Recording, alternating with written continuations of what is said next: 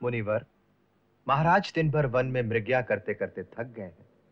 इस समय रनिवास में वो विश्राम करने चले गए हैं। आप कल प्रातः ही उनके दर्शन कर सकते हैं। ये उनकी निद्रा का समय है। नहीं वत्स, ये उनकी निद्रा का नहीं, जागने का समय है और मैं उन्हें जगाने आया हूं। उन्हें अपनी आती हुई मृत्यु का ज्ञान नहीं है। कल प्रातः तक तो बहुत समय निकल जाएगा, इसलिए मेरा उनसे इसी समय मिलना परम आवश्यक है। इसी में उनकी भलाई है। जाओ, तुरंत उन्हें हमारे आने की सूचना दो। जो आज्ञा मुनिवर।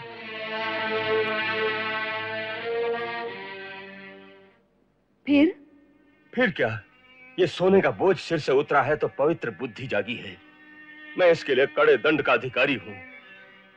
यदि आप उनके पास जाके क्षमा मांग लें तो वो आपको अवश्य क्षमा कर देंगे। वो क्षमा करें या न करें, मेरा एक अपराधी की भांति उनके श्री चरणों में जाना आवश्यक है। मैं प्रातः ही जाऊंगा। महाराज की जय हो। क्या है? द्वार पे महामुनि शमिक महाराज के दर्शन की प्रतीक्षा कर रहे हैं। स्वयं महामुनि शमिक? जी महाराज।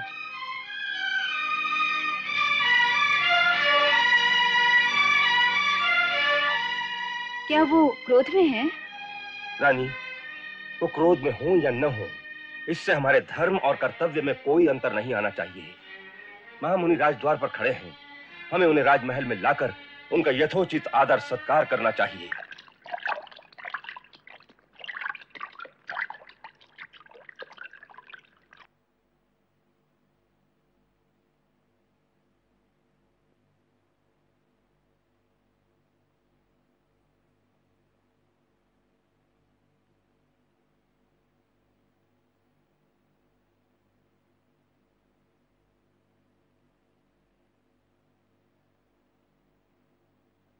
महाराज, आपके आगमन से राजमहल पवित्र हो गया।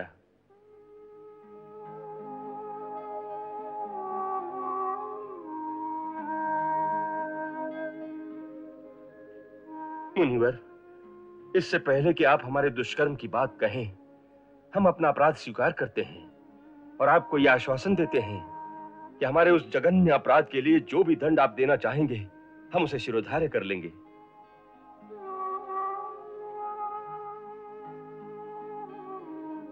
राजन, तुम सचमुच में एक महात्मा हो।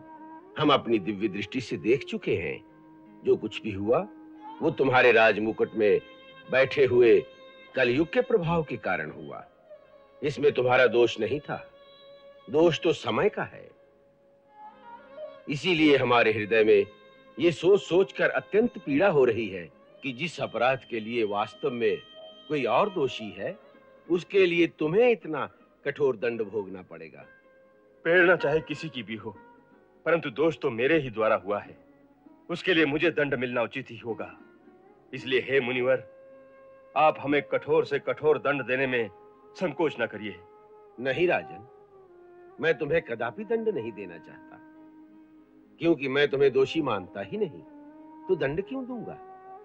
यहां तक कि मेरे वश में होता तो लोक कल्याण के लिए वो दंड तुम्हारे बदले मैं स्वीकार कर लेता। कल युग में प्रजा को तुम्हारे जैसे राजा फिर कहां मिलेंगे? तुम्हारे जैसे धर्मात्मा राजा के जीवन की रक्षा करना लोक कल्याण का काम है। परंतु क्या करूं, मेरे वश में कुछ नहीं रहा। तुम्हारा दंड निर्धारित हो चुका है। प्रभु, ये दंड किसने निर्धारित किया है? मेरे पुत्र ऋष्यशृंग ने। उसने जब मुनि बालकों के मुंह से यह सुना था कि किसी राजा ने उसके पिता के गले में मरा हुआ सांप डालकर उसका घोर अपमान किया है, तो उसी क्षण क्रोध के वशीभूत होकर उसने तुम्हें यह श्राप दिया था कि आज से 7वें दिन तक्षक नाग के काटने से तुम्हारी मृत्यु हो जाएगी। नहीं!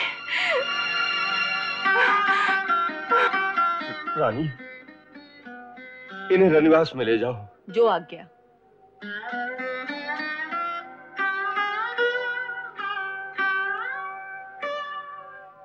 विधि के धनुष से दुर्भाग्य का ये वाण निकल चुका है, वह वापस नहीं होगा।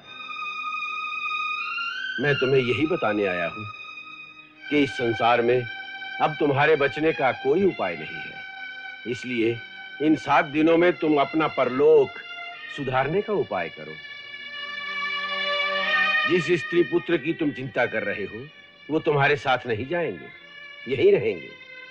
चिंता और मोह को छोड़कर तुम इसी क्षण अपने गुरुजनों से परामर्श करो, जिससे तुम्हें वो सन्मार्ग दिखाएं जिस पर चलकर मानव मोक्ष को प्राप्त करता है, ताकि जब तुम इस देह को त्याग कर दूसरे लोक में जाओ तो वहां तुम्हारा वैसा ही सत्कार हो जैसा महात्मा पुरुषों का देवलोक में होता है। राजन, भगवान तुम्हारी आत्मा को शांति दे।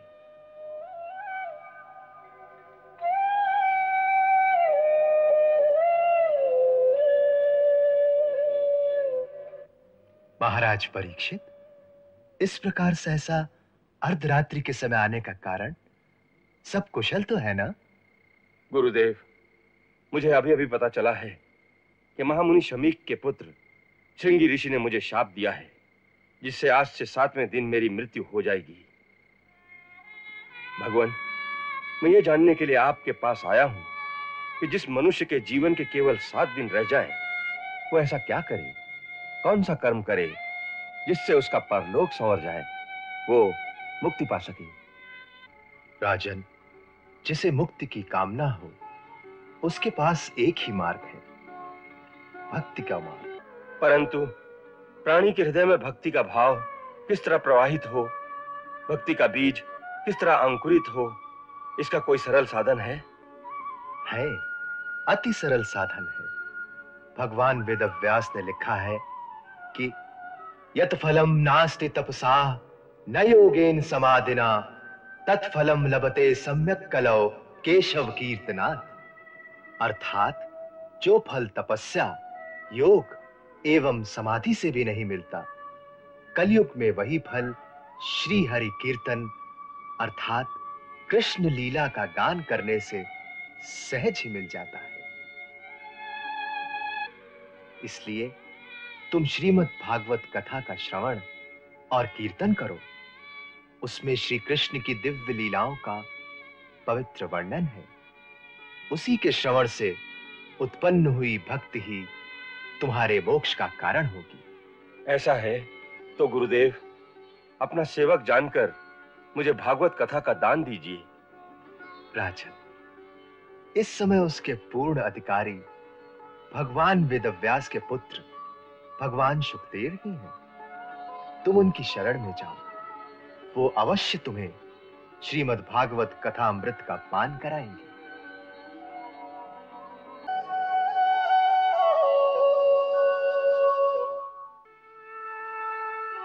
हे ब्रह्म ऋषि, आप योगियों के परम गुरु हैं, इसलिए मैं आपसे एक अत्यंत महत्वपूर्ण प्रश्न करता हूं। प्रभु, जो पुरुष मृत्यु के द्वार पर खड़ा हो, ऐसे मरणासन पुरुष को क्या करना चाहिए? परीक्षित, ये प्रश्न जो तुमने किया है, इसमें लोकहित भी छुपा हुआ है। क्योंकि वास्तव में सभी मनुष्य मृत्यु के द्वार पर ही खड़े होते हैं, हालांकि वो इसे जानते नहीं हैं। तुम्हारा प्रश्न है कि मृत्यु के द्वार पर आया हुआ मनुष्य क्या करे?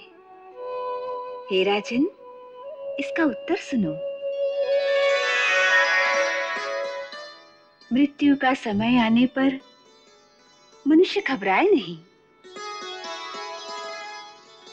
मृत्यु के आक्रमण से पहले ही वो वैराग्य की तलवार से शरीर की ममता को काट दे और ओम रूपी प्रणव का मन ही मन जप करे। प्राण वायु को वश में करके अपने मन का दमन करें। बुद्धि की सहायता से इंद्रियों को उनके विषयों से हटा ले और मन से भगवान की मंगलमय मूर्ति का ध्यान करते करते प्रभु के श्री विग्रह में पूर्ण रूप से लीन हो जाए। तब मनुष्य को तुरंत ही भक्ति योग की प्राप्ति हो जाती है। इसलिए शास्त्रों ने कलयुग में सबसे सहज एक ही साधन बताया है, भक्ति।